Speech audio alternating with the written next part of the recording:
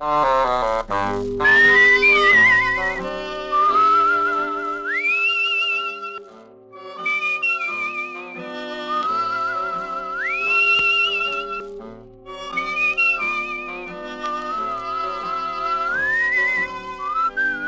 Dick Powell as Richard Diamond, private detective.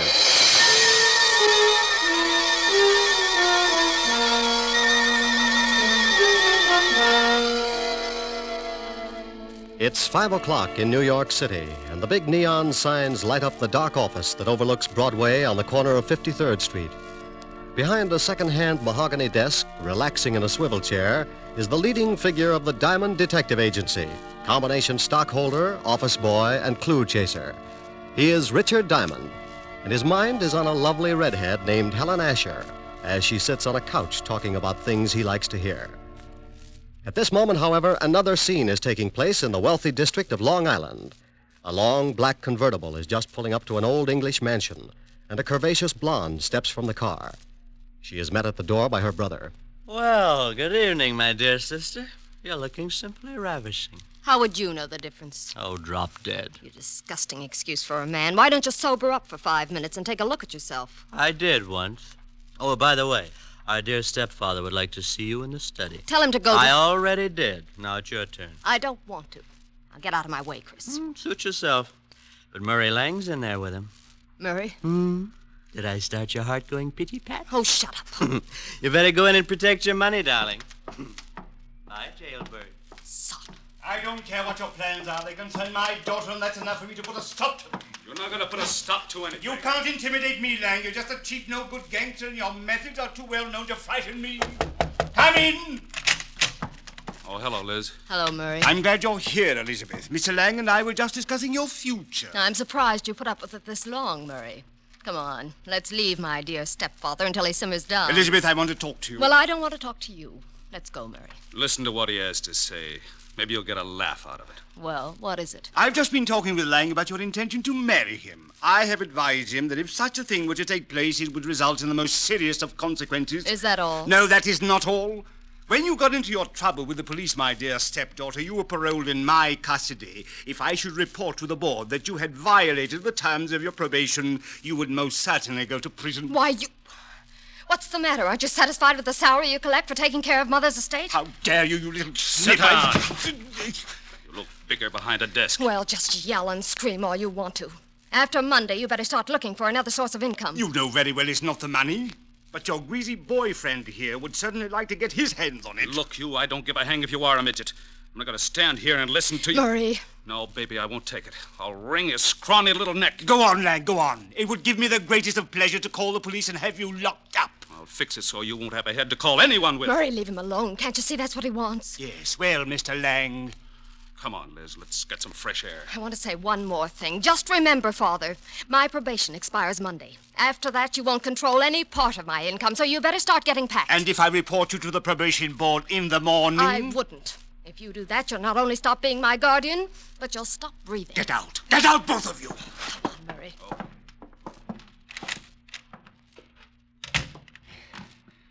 Try to intimidate me. I'll make them both sorry. Detectives. Private detectives, yes. Foreign. Here's one. Full-page ad must be doing very well. Richard Diamond, private detective. If you've got a case, share it with me. Richard Diamond. 7.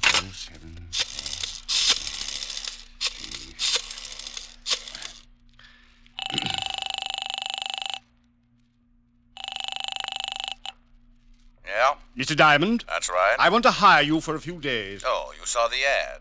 Well, it just so happens I'm available. I can't tell you much over the phone, too many extensions in the house, but it's about my daughter. I'm afraid she's going to get herself into some serious trouble. Well, how old is she? 20. Tell her to wait a year. My name is Chase, Ralph Chase. I live at 82 Maple Drive, Sands Point. Will you come out this evening? $100 a day and dibs on the icebox. I'll see you about 8. Goodbye, Mr. Diamond. What was that all about, Rick? Oh, got a job, baby. When do you start? Oh, yes, you're right. No, Rick. You can start it in the morning. You can't break another one tonight. Now, come on, Helen, baby. A job's a job. And a date's a date. I won't let you break this one. Your car downstairs? Yes, but I can drive myself home. Please, Rick. You promised you wouldn't break another one. Keys in it? Yeah, look. I want to hire you to protect me for this evening. I've been receiving mysterious phone calls, and I'm in fear of my life. Really? You've got to take the job. Old friends come first. I'll have to get home and shave before I start working. You mean you'll take it? After 12:30. Bye, baby. You beast. Oh, you must be getting tired from driving that big car around all day. Grab a cab, honey. It'll give you some rest. I'll take good care of your car. What? Want $1 for the cab? Huh? No. On second thought, you only live about 25 blocks. Walk will do you good. Rick. Deep breathing all the way up Fifth Avenue. Nothing like it. Bye, baby. Oh! On the way to the car, I thought about Helen. The most wonderful girl in the world. Money, looks. But she had one bad fault. She wanted to get married. I got into the big sedan and headed for my apartment. I'd been up late the night before with a blonde singer, and I was feeling tired. Funny how things change. My nights in college were just as busy, but at 1 o'clock the next afternoon, I was out playing football. I face facts pretty well, so when I got home, I took a nap.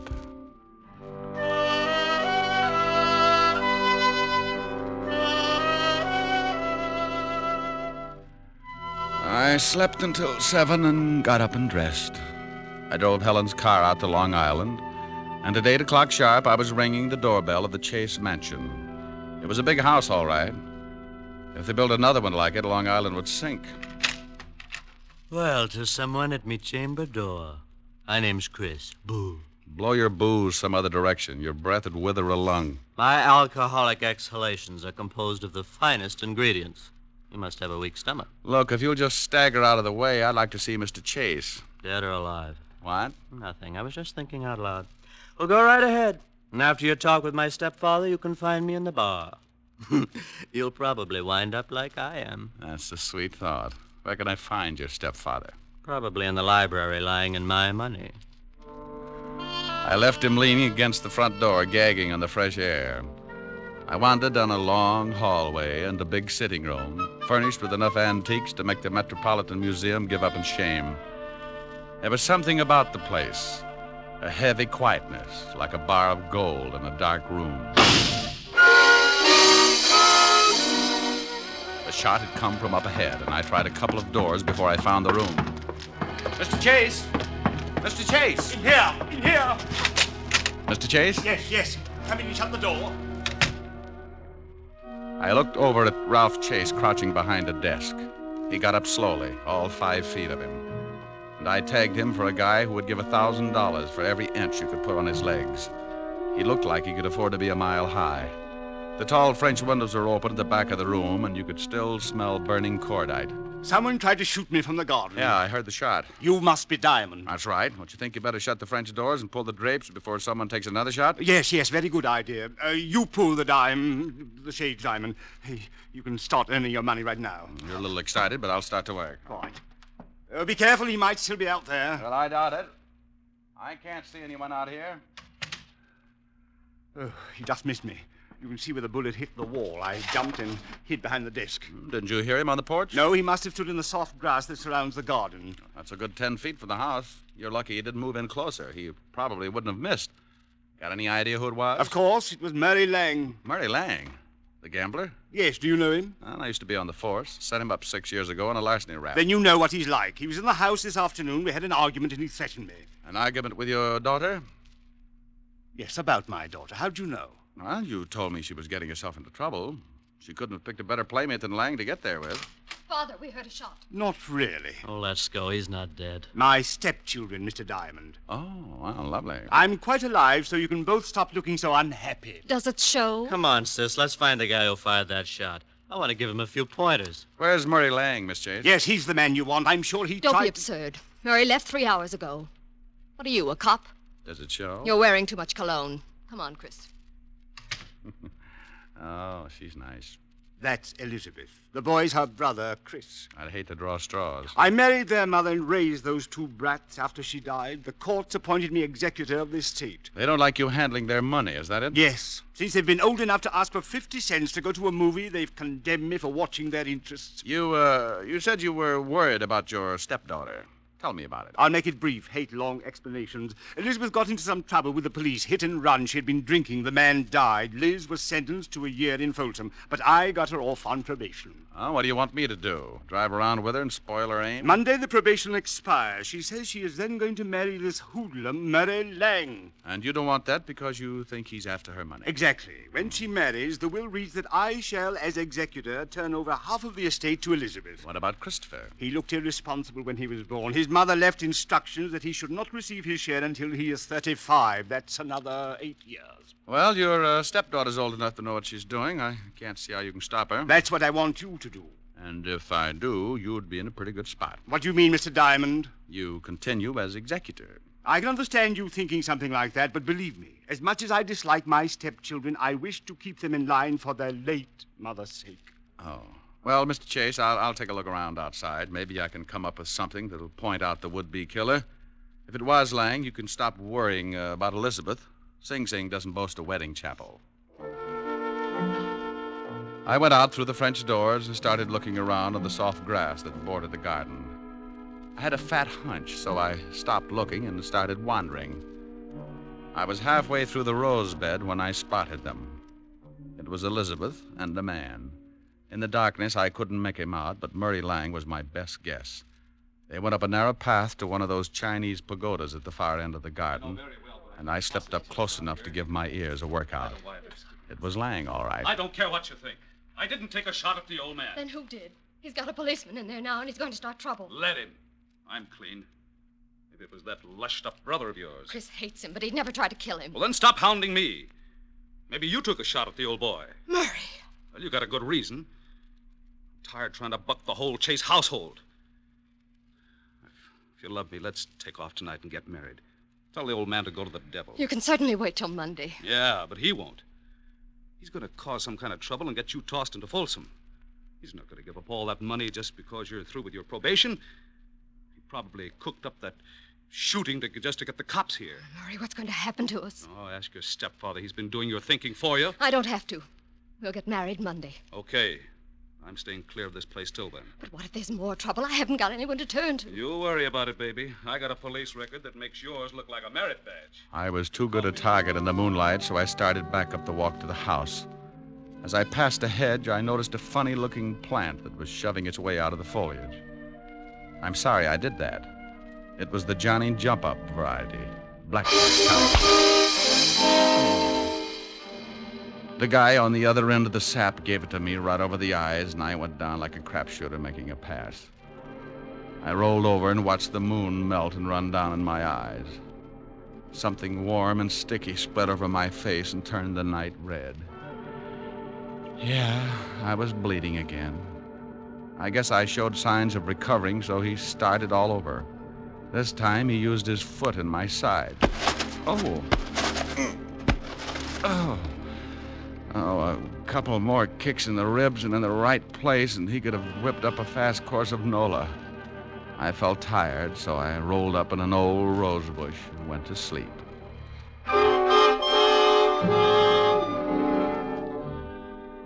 When you finally start coming around, it's like swimming your way out of an acre of mud. If you've taken enough beatings before, you diagnose things in a hurry. The pain in your head is where you got sapped. The ache in your ribs is where he booted you. And the thought in your mind is, it's something about an eye for an eye, if you've got one left. I sat up slowly and looked around. No one in sight, and my watch said 10 o'clock. I'd been out for an hour, and I was feeling lonely until I started to get up. I made it to one knee and looked down at the best reason I could think of for staying home nights. It was Murray Lang, and you couldn't blame him for staring. He wasn't impolite, just dead. Something on the walk beside him gleamed in the moonlight. I took out my handkerchief and scooped it up. It was a little nickel-plated .32. You could still smell the fresh powder in the barrel. I put it in my pocket and stumbled back to the house. Chris opened the door. Well, you shouldn't drink so much. I never get so loaded I look like that. Well, try it sometime. It might be an improvement. Boo. I told you once before not to do that. Now tell me, where were you 10 minutes ago? I was in the bar. Who was with you? Red and green midgets. Now let go of my collar. Okay. Where's the phone? In the hall. Hey, what's going on? Who beat you up? Nobody. I always bleed like this on warm nights. Huh? Big pores.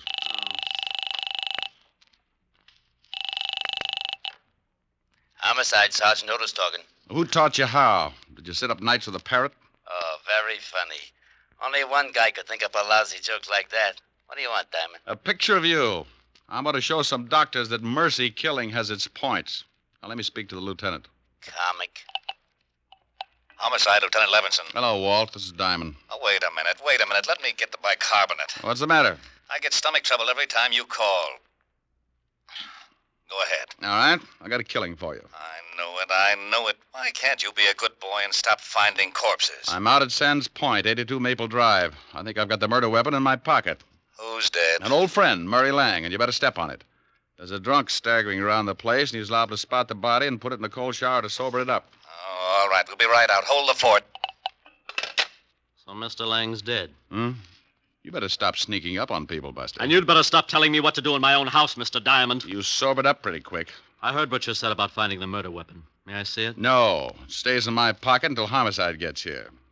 Whose gun is it? It's a 40-pound broadsword. Now stop trying to look like a Chicago muscle man, or I'll start slapping there you. you are, Diamond. I've been looking for you. Great Scott, what happened to your face? Someone was giving away hints. Chris, did you have something to do with this? Hardly. Mr. Diamond has a decided advantage over me. He has muscles. I'll be in the bar. What's happened? Where's Elizabeth? I don't know, but her boyfriend's got troubles. He can't explain the hole in his chest. Lang? What do you mean? He's out in the garden. Someone shot him. Is he dead? And if he's not, he's trying awful hard. Then we'd better call the police. That's been taken care of. What kind of a gun do you own, Mr. Chase? You don't think... No, I don't. I just dig around till I come up with something. What kind of a gun do you own? Why, a 45... Now, wait a minute, Diamond. If you've got any ideas about this murder, you'd better wait until the police get here. Now, look, Chase, I've been insulted in your house, had the air let out of my ego by your beautiful stepdaughter, and beat up in your garden. That's a full night's work, and now I'm on my own time. Where can I find Elizabeth? I don't know. She may be up in her room. Oh, where is it? End of the hall, head of the stairs, first door. Thanks. It's beginning to rain. What about Lang's body? Well, if he catches cold, call me. I went down the long hallway to the foot of a massive staircase. The only light was the one burning in the room I just left. I looked over at over my shoulder and saw Mr. Chase framed in its dim glow, watching me. In that moment, I thought who Chase reminded me of. A triangle hat, his hand in his vest, and Napoleon had a twin. I went up the stairs 2 at a time. Yes? Pardon me for barging in, but some guy in the garden just beat all the bashfulness out of me. How dare you? You get out of my room. You better put on something a little warmer, honey. That thing would start a Harry Carey epidemic in Boston. What do you want? Yeah. What did you do after Lang left you in the garden? What? Big ears. I overheard everything you said. I see someone pushed your face around. It's an improvement. Did Murray catch you eavesdropping? Well, if he did, he won't have much time to gloat. What do you mean? If you've done anything Aren't you to Murray... getting ready for bed a little early? I don't know what you want. I don't have to answer any of your ridiculous questions. Now, if you don't turn around and get out of here... What's the matter, baby? The drawer empty? Lose something? No. Maybe this is it. Where did you get that gun? It was lying in the garden beside your boyfriend's body. Beside it. That's it, lover. Now sit down and relax. Is Murray dead? Like Jimmy Fiddler's gossip column. Didn't you hear anything after Murray left you? Oh, no. I was crying and I ran back to the house and came up here. Is there another way back to the house besides the path that Murray took? It's one that leads to those outside doors. I came right to my room. Please leave me alone. This is your gun, isn't it? Yes, but I didn't do it. I didn't. Murray and I were going to be married Monday. Ballistics will probably show it's the one that did the job. You better tell me everything you know. I don't know anything. I didn't shoot Murray. Someone stole my gun from the drawer. Oh, please find out who did it. If they hold me, I'll go to prison anyway. Please, Mr. Diamond, please. It's going to be tough if this is the gun. I'm pretty sure it is. You could still smell the powder when I... The powder. What's the matter, Mr. Diamond? Huh? Oh, nothing. Look, You stay in your room. Maybe I can do you some good. I promise you'll stay here. Sure. I'm not going anyplace. And try and snap out of it. Sometimes you keep losing until there's nothing left to play with. It breaks the jinx. I went downstairs and started looking for Chase. As I passed the doors leading to the garden, I stopped cold. A flash of lightning turned the garden flat white. Someone was standing over what was left of Murray Lang.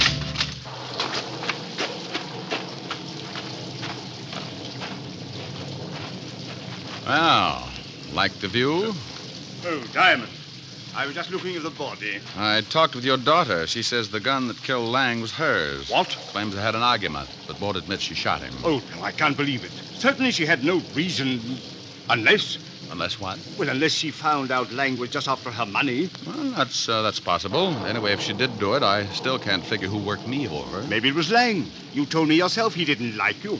Maybe it was Elizabeth. Oh, no. It would have to be somebody very strong. She might have kicked you, but never could she have hit you hard enough to crack your head open like that.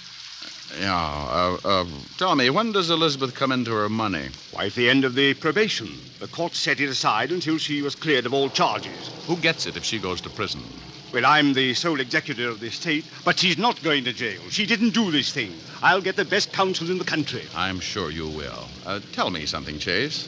It's pretty obvious that my face got pushed around, but how did you know my ribs got the same treatment? What? It doesn't show. It just hurts. Why, well, you told me. What are you getting at, Diamond? You'd have to reach pretty high to sap me, but if you were mad enough, you could make it. This is absurd. I'm going inside. And when I get grouchy, it's better to listen. I'm liable to use you to make the flowers grow. Go ahead, Mr. Diamond. I'm listening. Well, everybody in this house has some sort of motive for killing. With Elizabeth, it could be the old story of a woman scorned. With your lushed-up stepson, he could want to put the blame on his sister so he'd get more than his share of the estate.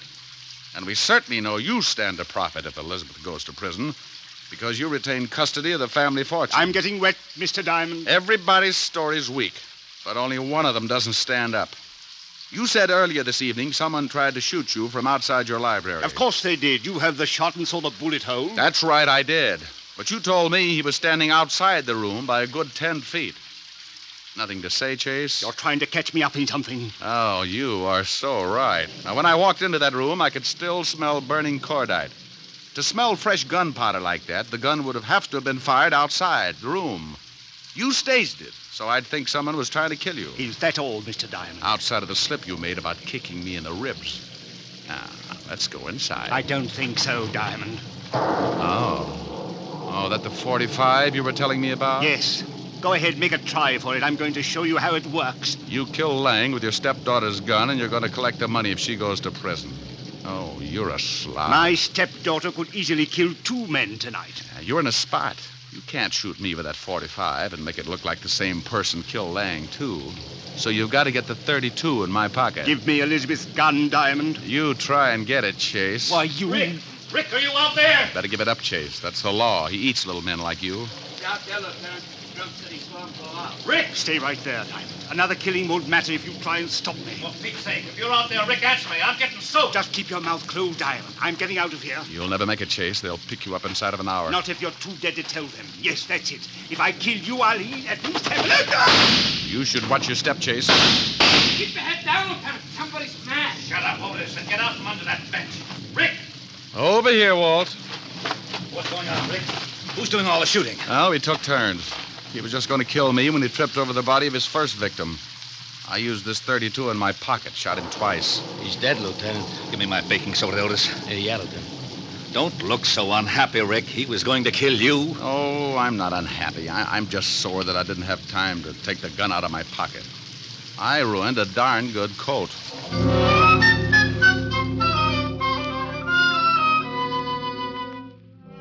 The 3 of us went back in the house, and Otis took Christopher up to bed so he could sleep it off. Walt listened to the story as I told it to Elizabeth. She cried a little and thanked me with her eyes. Walt went downstairs to clean things up, and I sat by her bed until she went to sleep. She didn't even wake up when I kissed her goodbye. Oh, I guess it was better that way. I said goodbye to Walt and Otis and headed for 975 Park Avenue. I was late. My face could use a mile of bandage. I hoped Helen wouldn't mind. Yes? Oh, my goodness. Hello, Francis. Tell Miss Asher I brought a car back. Oh, how bad a wreck was it, sir? Give me a glass with a backbone, will you, Francis? Yes, sir, right away, sir. Miss Asher's in the study. Thank you. Goodness. Thank you. Hi. Well, it's about... Oh, Rick, not again. Mm-hmm. Your poor little face. Yeah, my poor little face. Well, you just stretch out on the couch, and I'll get you a nice tall drink. Francis is already on his way. Oh. Feel better? Yeah, oh, yes. Got a pillow? I'll hold your head up. How's this? Mm-hmm. Like some music to go with it? Sure. Turn on the radio.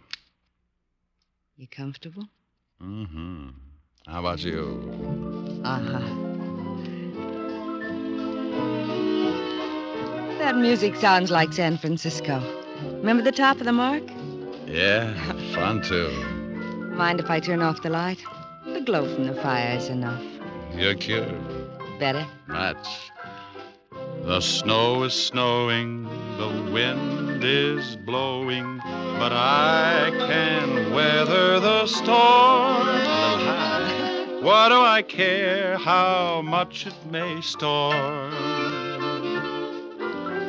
I've got my love to keep me warm. Mm-hmm. Me. I can't remember a worse December. Just watch those icicles fall. What do I care if icicles fall? I've got my love to keep me warm. I like your singing, too. Thanks. Off with my overcoat, off with my glove. I need no overcoat. I'm burning with love. My heart's on fire. The flame grows higher. So I will weather the storm. Why do I care how much it may storm? I've got my love to keep me warm. That was nice. Hey, why did you turn the radio off? This is nicer. Come here, Rick. Oh, honey. Honey, you're reading my mind. Here's your drink, Mr. Diamond. Oh, my goodness.